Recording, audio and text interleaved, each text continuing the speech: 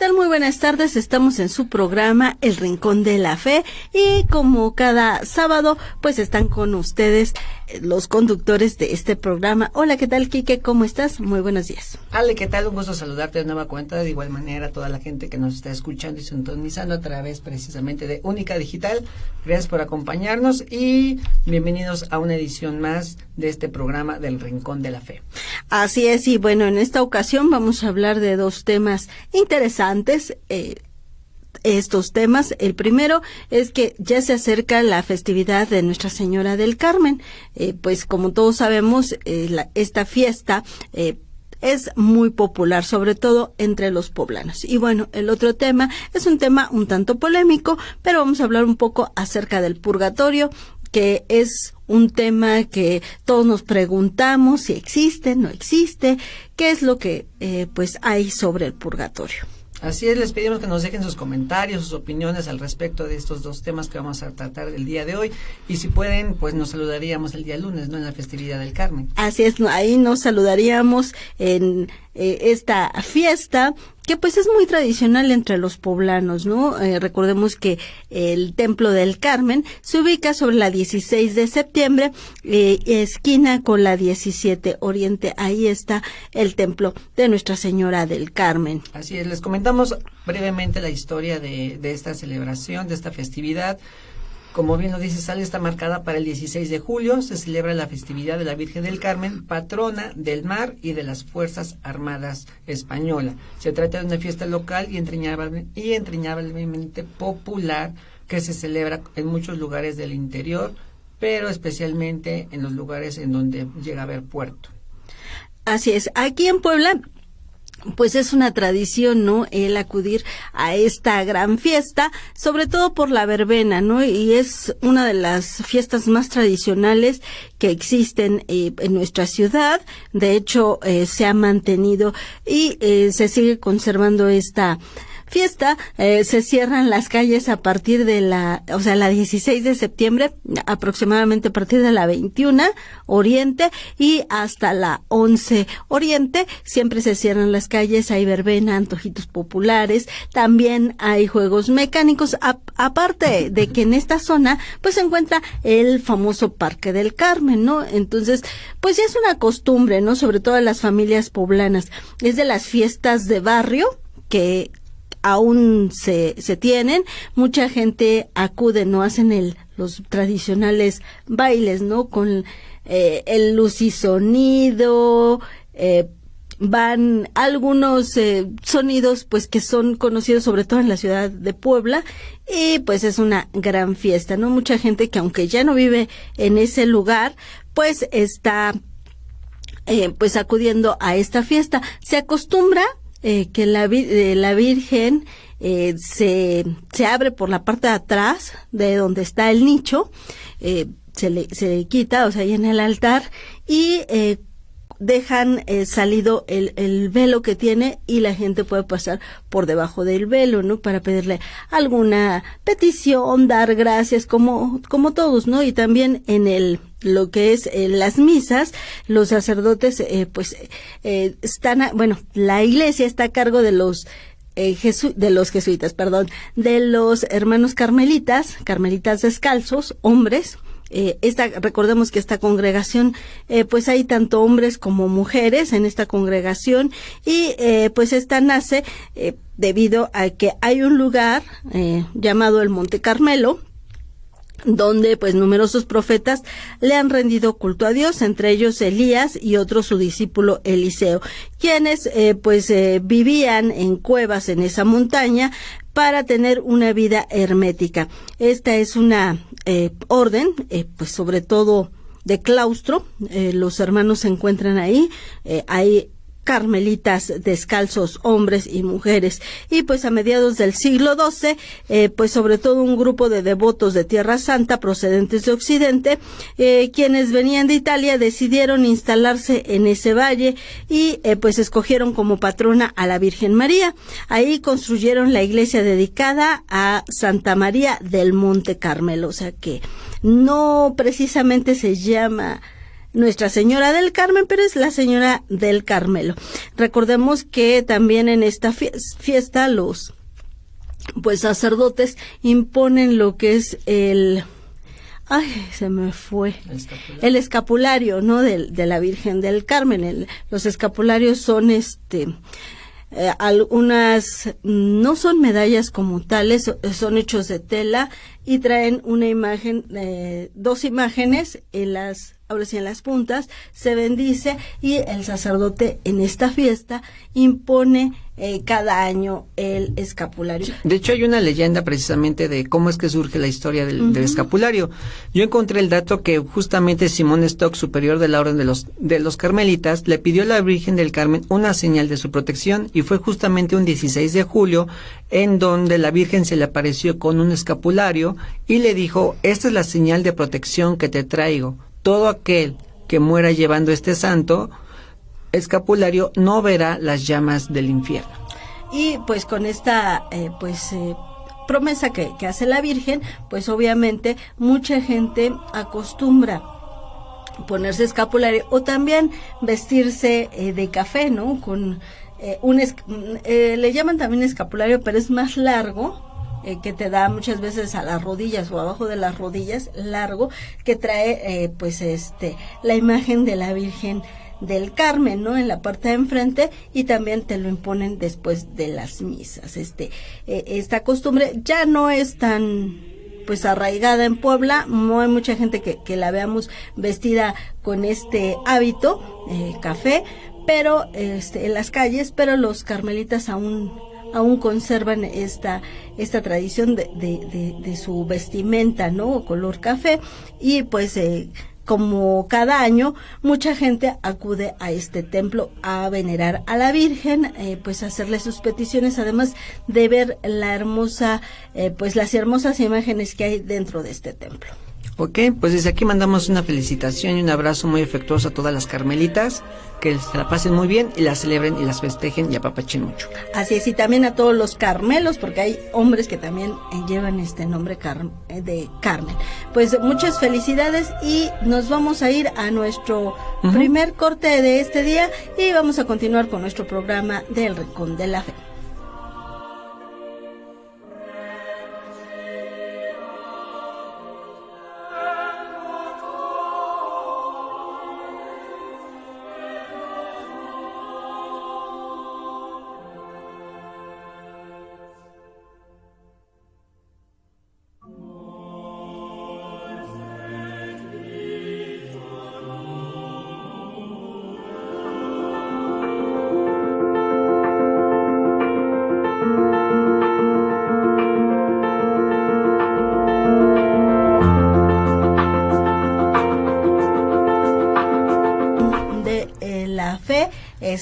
Continuamos con este programa y pues en este momento pues vamos a estar hablando acerca de un tema pues un tanto controversial, ¿no? Lo que es el purgatorio y pues el purgatorio, ¿qué es el purgatorio?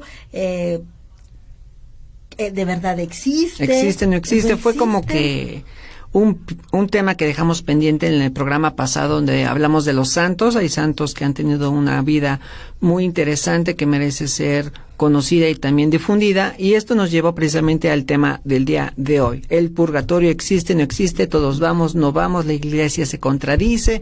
Unos papas han dicho que sí existe, otros papas lo han eliminado, y entonces ¿qué hacemos como personas, como católicos, como creyentes de una fe? Vivimos, actuamos, algunos de manera correcta, otros incorrectamente. ¿Qué pasa después del último respiro de vida?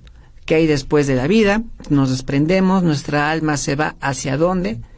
Unos mencionan que cuando falleces directamente vas al cielo, otros mencionan que no es así, puesto que no somos almas puras, por lo tanto tenemos que purificarnos, y esta purificación se lleva a cabo en el purgatorio. Pero esto tampoco fue un invento precisamente de los jerarcas de la iglesia, sino que también tiene su existencia mencionada inclusive en algunos libros que están en la Biblia. Así es. Y pues para iniciar, pues vamos a ver qué ¿qué significa purgatorio? Purgatorio es un nombre masculino, pues en la religión católica se habla de que es un estado de purificación de las almas de los muertos en la que purgan los pecados antes de acudir a la gloria. Y pues por eso es que se habla mucho de las almas del purgatorio. Algunas, sobre todo personas ya mayores, comentan o comentaban que de hecho hasta los niños tienen que pasar por el purgatorio, a pesar de que pues en muchas ocasiones pues mueren muy pequeñitos, ¿no? Ni siquiera tienen solamente horas de vida, pero dicen que muchas veces tienen que pasar, su dedo lo tienen que pasar por el purgatorio, porque recordemos que desde que nacemos, pues nacemos ya con el pecado original, o sea, por eso es que tenemos que purgar por lo menos un poco de lo que es pasar por este lugar. Y la gente que nos está escuchando, ¿cómo se imagina que es el purgatorio? ¿Es un lugar? ¿Es como nos los han dibujado, nos los han comentado, que es fuego, es dolor, es sufrimiento, o simplemente es un espacio en donde se existe, se cumple en cierto tiempo? ¿Y cómo es el tiempo en el purgatorio, no? ¿Será como lo vivimos ahorita, de un día, unas horas, unos meses, unos años? ¿Existirá el tiempo en el purgatorio? Porque inclusive se menciona, ¿no? Pasas un tiempo en el purgatorio. Pero, ¿cuánto tiempo? ¿Y el tiempo en el purgatorio cómo se medirá? Hay un reloj, hay alguien que te toma el tiempo, cuándo inicias, cuándo terminas. ¿Ahí cómo sería? Yo creo que pues el tiempo es muy diferente. Muy ¿no? diferente, ¿no? Tal vez en el purgatorio pases, ¿no?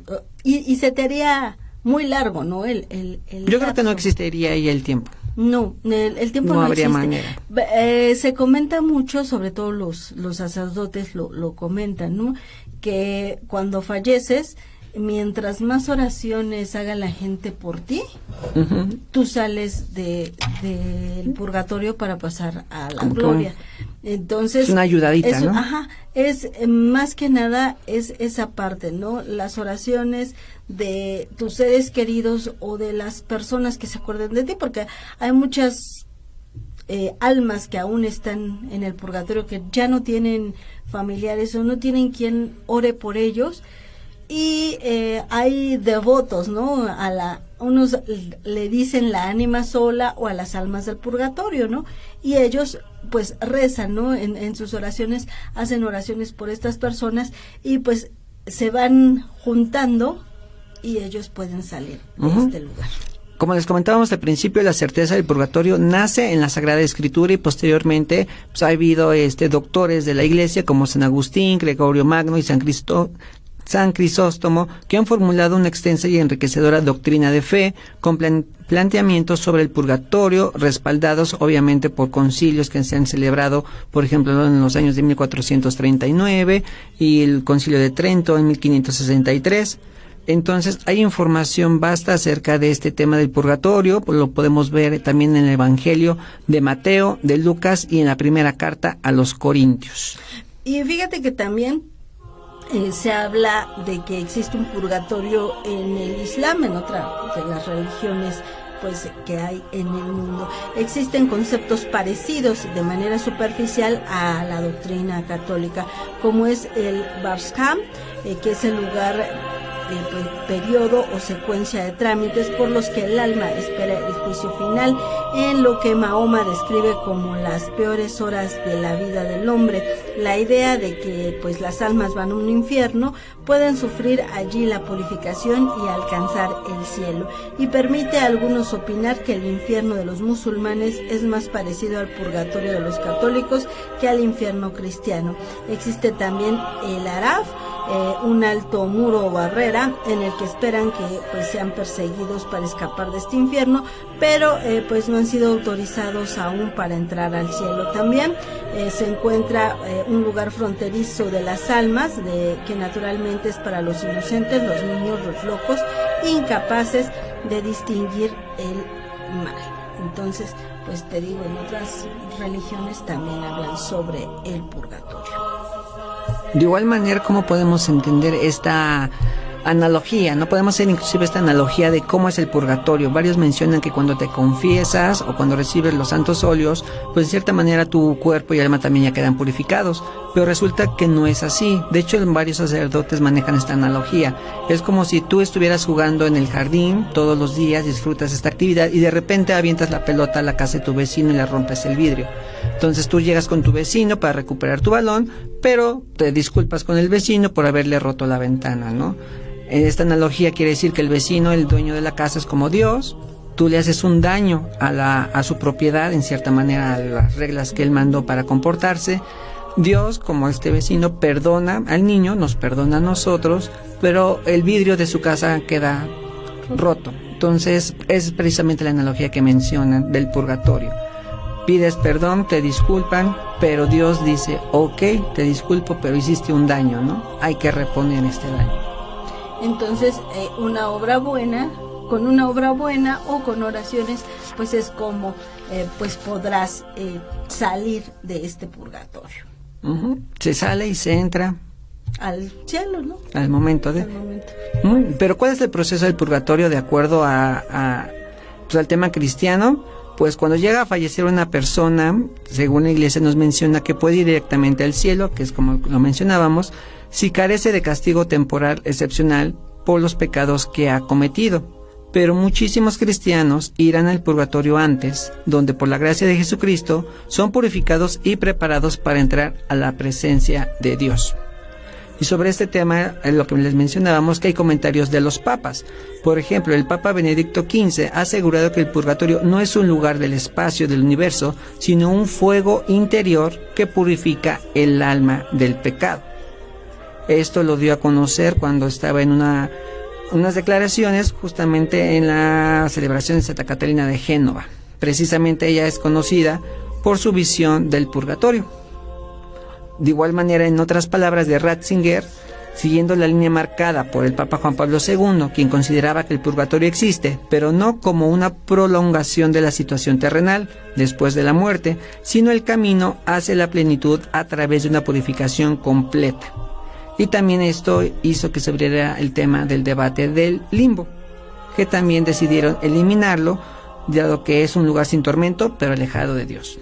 Mucho se maneja sobre todo en estas cuestiones de el limbo. Se habla de los niños que no están bautizados, que no reciben el bautizo, que van directamente a este lugar, pero pues en realidad se desconoce si es que van a este lugar, pasan al purgatorio o a dónde van estas pequeñas almas. Así es. Y vamos a hablarles precisamente de estos santos que inclusive ya han visto el purgatorio.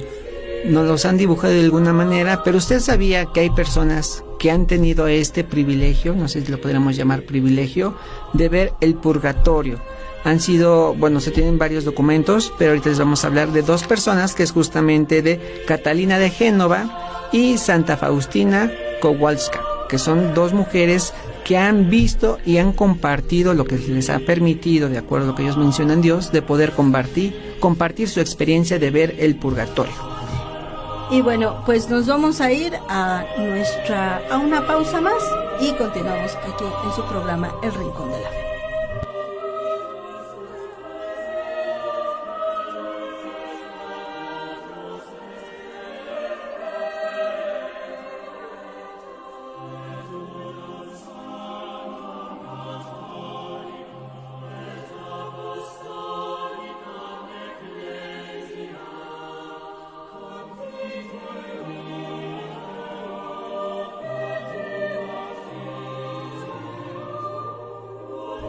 Regresamos a su programa El Rincón de la Fe. Y bueno, vamos a hablar sobre lo que es el purgatorio, quiénes son las santas, porque han sido mujeres que lo han visto, porque han tenido pues este privilegio de ver este lugar.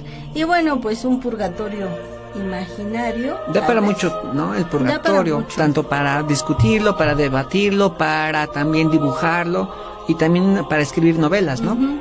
Sí, así es. De hecho, pues uno de los grandes escritores, ¿no? Y con la gran obra maestra que hizo La Divina Comedia, Dante Alighieri, pues escribió acerca de lo que era no nada más el purgatorio, sino él escribió cómo se vivía el infierno, el purgatorio y pues la gloria, ¿no? Que él habla pues en esta comedia habla acerca de el purgatorio, que él lo divide como antepurgatorio, purgatorio y paraíso terrestre, en una estructura moral de lo que es el purgatorio, y él comenta que son 7 círculos donde están precisamente los 7 pecados capitales, que son la soberbia, la envidia, la ira, la pereza, la avaricia, la gula y la lujuria. Habla de que al pie de una montaña se encuentra el antepurgatorio y en la cima se encuentra el paraíso terrestre.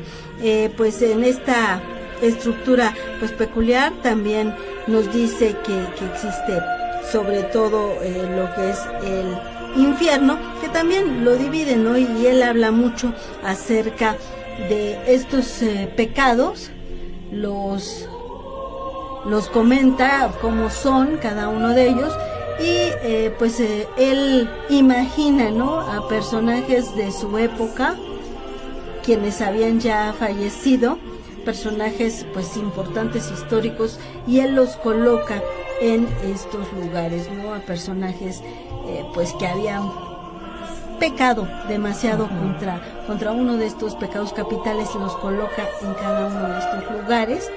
Y él habla de que en su recorrido él entra a este lugar y él va viendo quiénes están en cada uno de estos círculos, y la guía de este pues camino es su amada de Dante, Beatriz, quien es la que lo guía, ¿no?, en este pues pasaje tanto de el infierno, el purgatorio y lo que es sobre todo la gloria, ¿no? Así es, como verán, es un tema no solamente que se encierra en un círculo de fe, de un círculo en varias religiones, sino que también ha inspirado para que mucha gente dibuje, haga cuentos, haga novelas, que también encierran un gran misticismo. Y precisamente estas historias las podemos ver reflejadas en los relatos de gente que asegura haber visto y estado en el purgatorio. Como les mencionábamos antes de irnos al corte, Catalina de Génova tuvo visiones del purgatorio que describe como un fuego no exterior, sino interior, en el camino hacia la plena comunión con Dios. Este fuego purifica a la persona y la hace capaz de disfrutar la visión de Dios.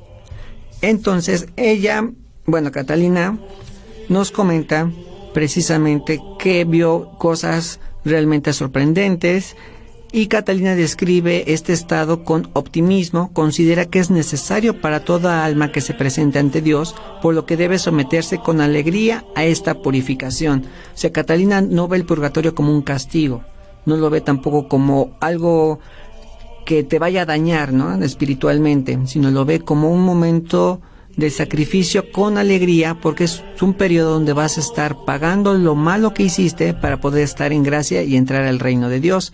También otra persona que ha comentado sus visiones del purgatorio es Santa Faustina de Kosluka. Ella justamente escribe lo que le permitió Jesucristo escribir. Dice que lo comento así como lo encontré: fui llevada por un ángel al abismo del infierno. Es un sitio de gran tormento. Cuán terrible, grande y extenso es. Las clases de torturas que vi son 6. La primera es la privación de Dios. La segunda es el perpetuo remordimiento de conciencia. La tercera es la condición de uno nunca cambiará. La cuarta es el fuego que penetra en el alma sin destruirla. La sexta es la compañía constante de Satanás. Y la séptima es una angustia horrible, un odio a Dios, palabras indecentes y blasfemias.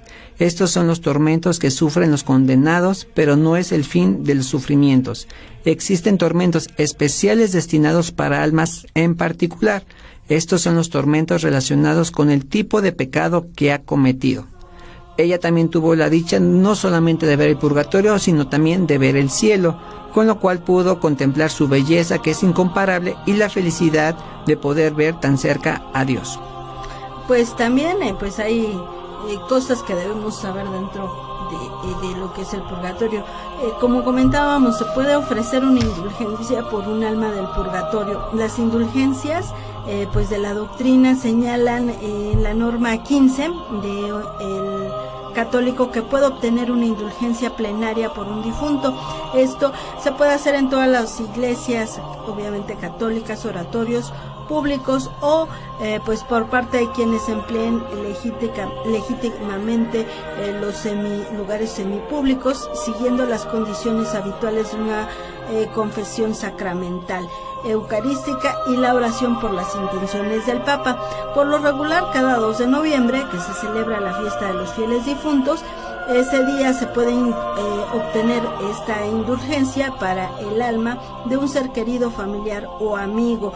Y pues hay, sobre todo en las iglesias, pues hay días específicos, en algunas a partir del día 1 y hasta el 7 puedes ganar esta indulgencia plenaria. También pues las almas del purgatorio pueden ser pues intercesoras. Como lo decía, Santa Catalina de Siena decía que estas almas pues que aún no han sido liberadas, pues también pueden tener algunos benefactores y pueden interceder por ellos. También los santos escribieron oraciones específicas para las almas del purgatorio. Por ejemplo, San Nicolás Tolentino es conocido como el patrono de las almas del purgatorio, porque en su vida pues los fieles le pedían que rezara por los difuntos debido a las conversaciones que él tenía. Otros santos que escribieron plegarias para obtener la liberación de las almas del purgatorio fueron San Agustín y Santa Brígida. También tenemos que la Virgen María es quien consuela las almas que se encuentran en el purgatorio. Esto pues dentro de una visión, como lo decías, de Santa Faustina Kowalska, que pues vio a la Virgen María quien visitaba las ánimas y escribió que éstas la llamaban la estrella del mar. También, por otro lado, la Madre de Dios le reveló a Santa Brígida que no hay pena alguna en el purgatorio, que mediante su auxilio esta pena se vuelve más suave y más fácil de soportar. Y pues también finalmente existe un museo que recoge 15 pruebas sobre la existencia del purgatorio. En Italia, cerca del Vaticano, se encuentra el Museo de las Almas del Purgatorio, que está dentro de la Iglesia del Sagrado Corazón del Sufragio. Fue creado en el año de 1897 por el padre Víctor Joget, un sacerdote francés misionero del Sagrado Corazón de Jesús. Allí existen 15 testimonios y pues objetos como libros, además de vestimentas que prueban las vistas de estas almas a los seres queridos para pedirles que recen por ellas. Así es, hay varios intercesores que también, y justamente la Virgen María, ¿no? Es la que se vuelve como que la principal, como lo relata Santa Brígida y también Santa Faustina, ¿no? La Virgen María baja al purgatorio. Bueno, baja, sube, aparece, quién sabe dónde esté, llega al purgatorio y da un consuelo a las almas, ¿no? Entonces nos da muestra de que el amor de Dios junto con María, su madre, pues nunca nos deja solos. Siempre va a estar con nosotros en los momentos más difíciles.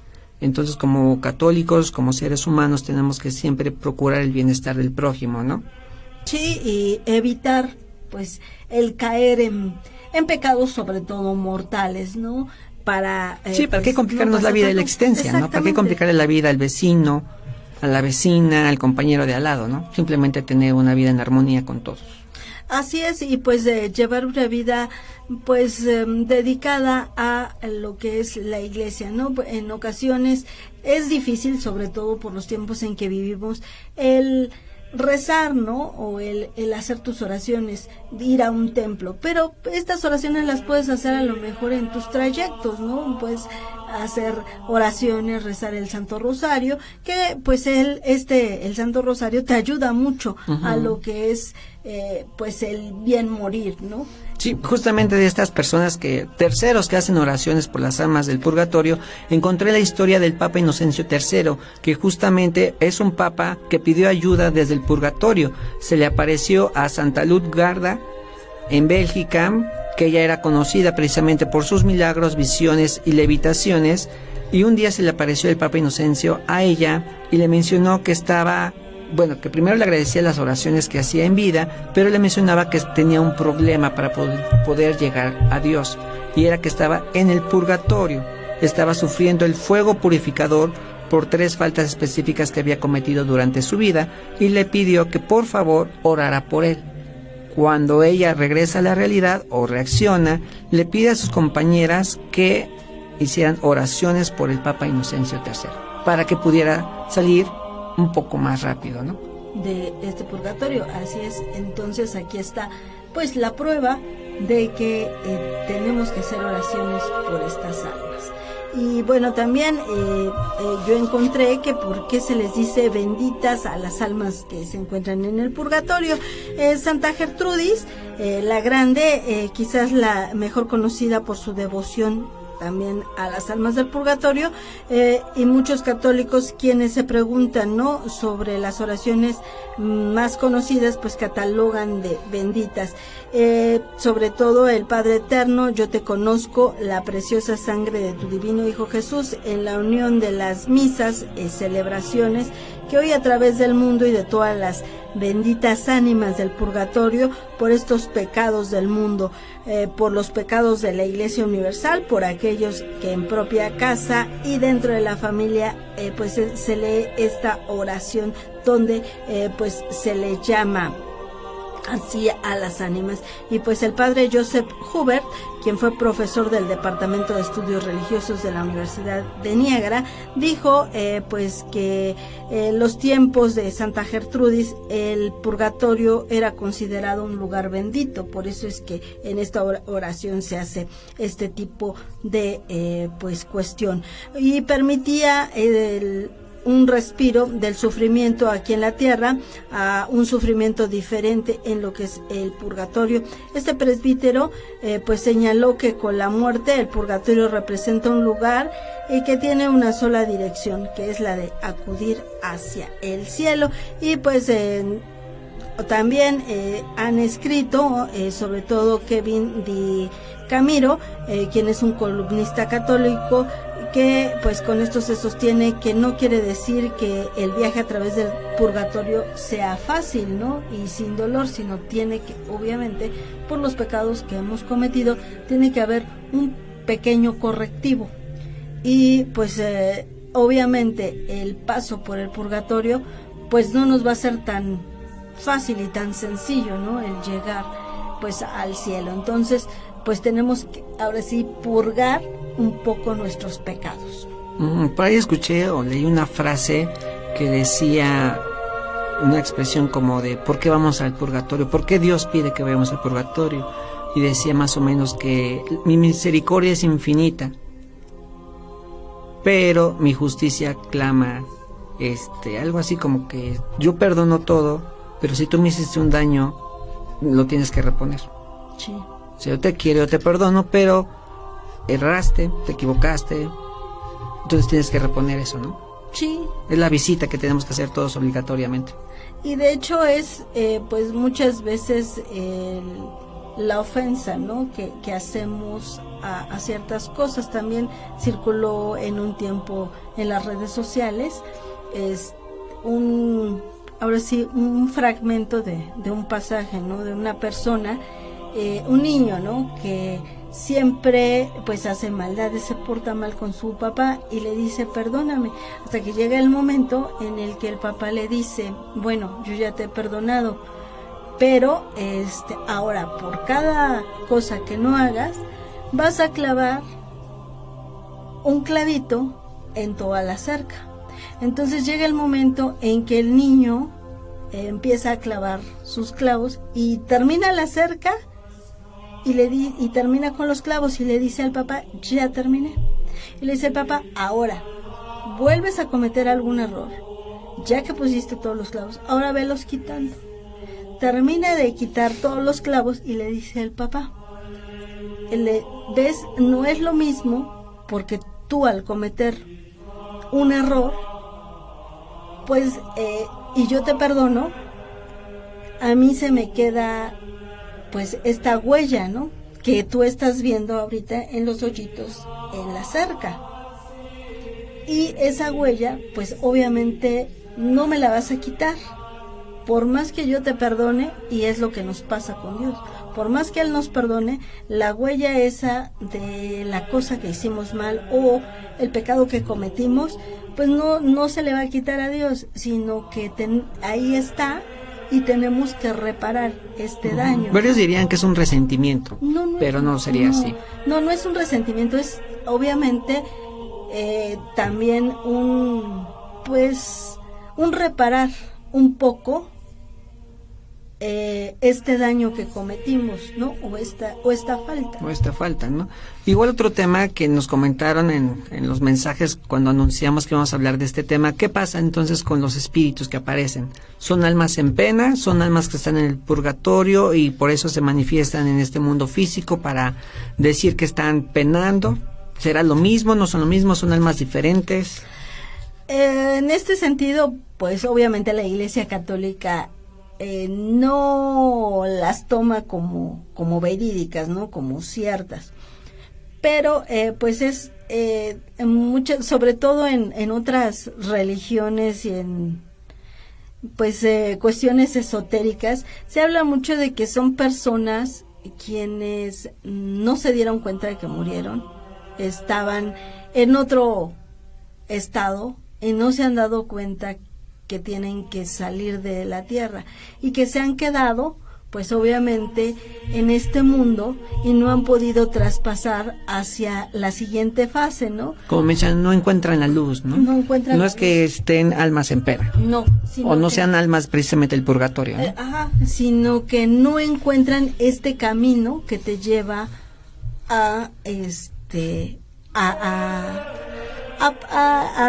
lugar donde te toque, ¿no? Sobre todo te digo, en algunas religiones o por así decirlo, o cuestiones ocultistas, te hablan mucho de esto, de que son gente que se quedó pues en este mundo, sobre todo aquellas, y siempre nos hablan de eso, ¿no? Aquellas que han tenido algún accidente y por lo mismo se quedan con que por ejemplo, a lo mejor tengo que llegar a mi casa y se quedan con que tienen que llegar a su casa y se quedan en el lugar como extraviadas donde fue el accidente. Se habla de que muchas personas se quedan ahí detenidas y no pueden ver el camino que los lleva a la luz, ¿no? Esto ocurre más de la gente que tiene accidentes en carretera, ¿no? En carretera o cualquier accidente, ¿no? Y se habla de que, ves que cuando fallecen les ponen una veladora, ¿no? A estas personas para que ellos vean esta luz y puedan pues pasar al siguiente plano. Te digo, sobre todo esto es muy dado en pues otro tipo de religiones y en cuestiones más esotéricas, que en la religión católica no te hablan mucho de este proceso que nosotros le llamamos a veces que son almas en pena. Uh-huh. Y que pues se han quedado en ocasiones dirás, ¿de verdad existe este tipo de fuerzas o de energías que se quedan pues dentro de determinados lugares? Porque pues en realidad mucha gente no las ha visto, no las ha oído, o no sé si tenga mucho que ver con la percepción o la apertura que tengan las personas a este tipo de cosas, ¿no? Así es, pues, toda la gente que nos esté escuchando, pues coméntenos, ¿no? ¿Han tenido experiencias con algún alma en pena? ¿Hacen ustedes cuál es su actividad diaria para poder encontrar el perdón de Dios o para encontrar esta reconciliación, más que nada, ¿no? Y también, pues, los saludamos el día lunes, ¿no? Así es, los saludaremos por allá. En la verbena. Y pues también uno de estos días hablaremos de estos temas, ¿no? Sobre todo, por ejemplo, las leyendas. Que mucho se habla, sobre todo aquí en Puebla, mucho se ha hablado de la leyenda de la Llorona, de la leyenda de la Nahuala, del Charro Negro. Del Charro Negro, que decían que el Charro Negro, algunos comentan que era Maximino Ávila Camacho, otros que estaba en el alma de pues ex gobernador, pues penando aquí. Ahora sí no se sabe mucho, pero se comenta y sobre todo pues se habla de que fue pues en el siglo pasado y sobre todo en los años de los 1900 a los 1940 o 50, ¿no? De ahí para acá, pues ya no se habla tanto de estas leyendas porque aparte, pues tienen mucho que ver con lugares solos, ¿no? Lugares áridos donde se ven este tipo de leyendas que a lo mejor, pues sí existieron, pero pues también como van creciendo las poblaciones, las ciudades, tal vez eso haga que pues ya no prestemos tanta atención a este tipo de cosas, ¿no? Yo a la fecha no he escuchado tanto sobre La Llorona, salvo en una ocasión que hace unas semanas dijeron que por tu casa pasa el río Atoyac y dicen que escucharon a la Llorona. ¿Sería la Llorona? ¿No sería la Llorona? La verdad, yo ese día no escuché eso.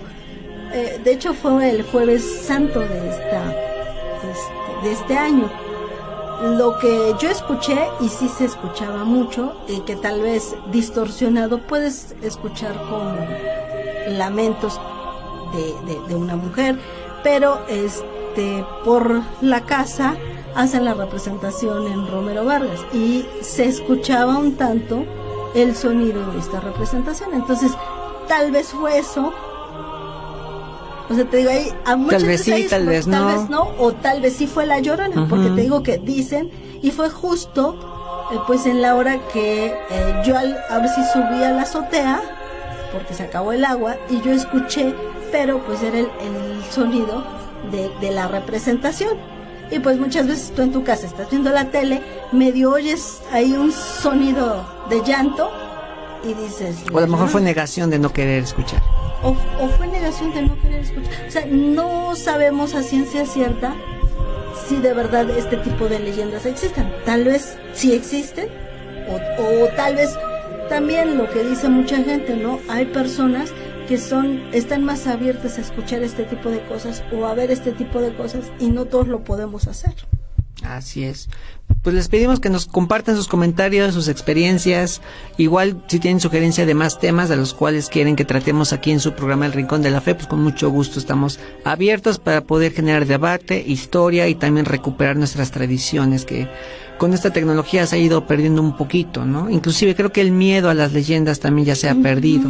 Ya no puedes espantar tan fácilmente o captar la atención de los niños pequeños con relatos de la Llorona o relatos como el Charro Negro o relatos de los barrios antiguos de Puebla, ¿no? Ya la gente como que se ha olvidado también de este tema muy importante de un patrimonio cultural, ¿no? Sí, y que muchos desconocemos, ¿no? Que hay leyendas, por ejemplo, en los barrios y también en algunas colonias de personas que se aparecían en esas zonas y que en ocasiones desconocemos, ¿no? O que decimos, pues tal vez sea cierto, tal vez no, o muchas cosas que desafortunadamente pues ya no nos tocó, o a los niños, ¿no? Ya no les tocó vivir, ¿no? Este tipo de leyendas, de cuentos, por así decirlo, o que lo escuchaban pero se les hacía demasiado fantasioso, ¿no? Fantasioso. Pues les agradecemos mucho la oportunidad que nos brindaron al compartir este programa con ustedes. Nos saludamos la siguiente semana. Un gusto, al estar contigo. Igualmente, un gusto, y pues agradecemos sobre todo en los controles a Daniel de Julián, quien pues siempre nos apoya aquí en la producción de este programa. Muchas gracias y escúchenos la próxima semana.